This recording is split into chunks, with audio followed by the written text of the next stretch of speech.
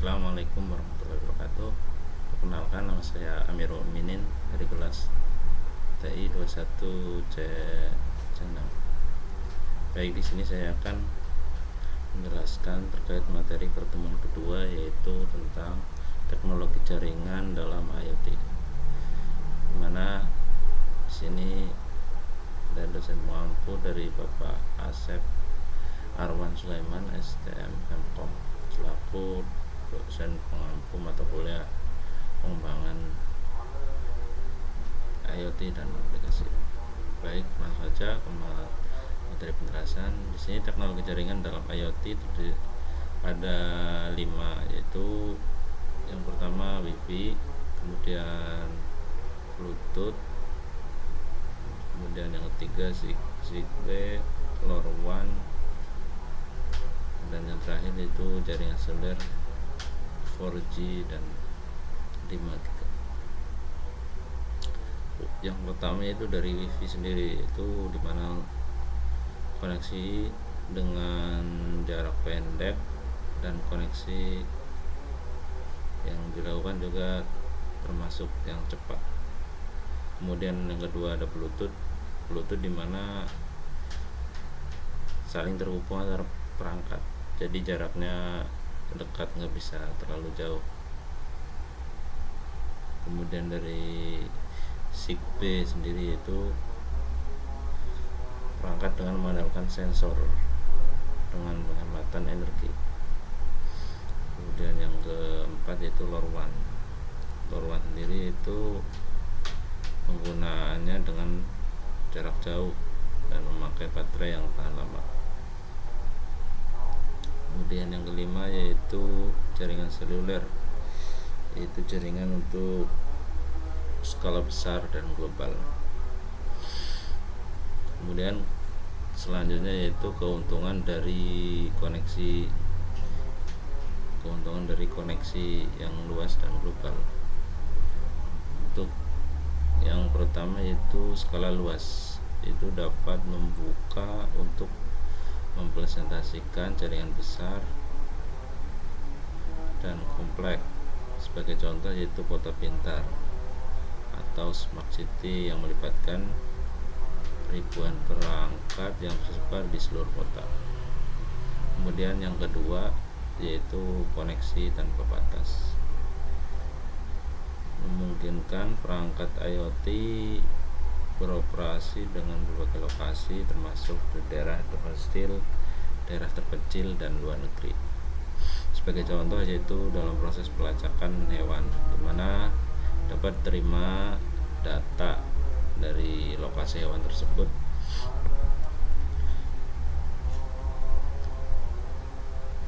bahkan dapat menemukan habitat yang sulit untuk dijangkau.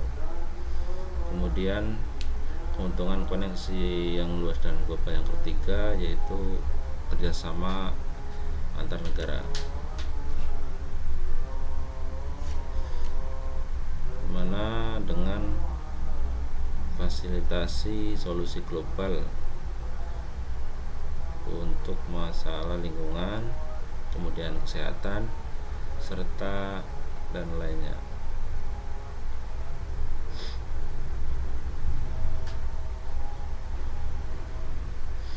Kemudian selanjutnya itu penggunaan energi yang efisien atau bisa diartikan yaitu untuk kemampuan untuk mengoptimalkan penggunaan energi pada perangkat-perangkat yang terhubung. Kemudian dari daya baterai.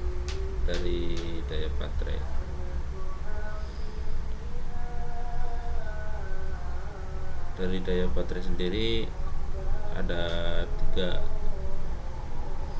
yaitu yang pertama prolonged battery life, dimana dalam metode penghematan masa baterai yang lebih tahan lama dan ditempatkan di lokasi yang sulit diakses atau mahal untuk proses penggantian baterainya.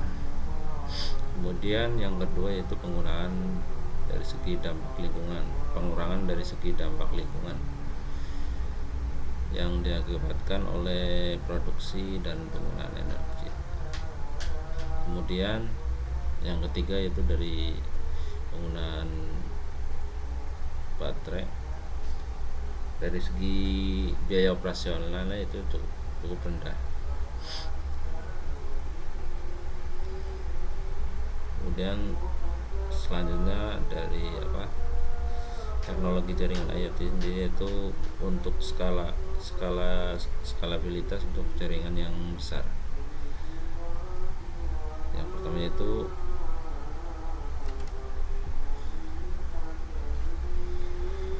untuk menyediakan skalabilitas yang diperlukan dalam pengelolaan jaringan besar yang terhubung dari berbagai perangkat. Selanjutnya juga mengatasi peningkatan jumlah perangkat dan lalu lintas data tanpa mengorbankan kinerja atau kehandalan. Keuntungan dari skalabilitas sendiri yaitu yang pertama, pertumbuhan tanpa batas, dikarenakan adanya fasilitas penambahan perangkat dengan lancar tanpa mengganggu dari operasi yang ada. Kemudian keuntungan skalabilitas yang kedua yaitu perkembangan tanpa batas, seperti rumah pintar hingga skala besar. Kemudian contohnya itu kota pintar. Teknologi yang digunakan dalam jaringan diskalakan untuk memenuhi berbagai kebutuhan tingkat kompleksitas. Kemudian untuk keuntungan yang ketiga dari skalabilitas yaitu efisiensi dalam pengelolaannya, dikarenakan dapat dari segi infrastrukturnya itu dapat diatur, serta dalam proses perluasannya itu menjadi lebih mudah. Sebagai contoh yaitu dalam penggunaan smart energy, kemudian smart mobility, kemudian smart water, smart public service, kemudian smart building, smart data center, serta smart kolaborasi dari berbagai smart energy.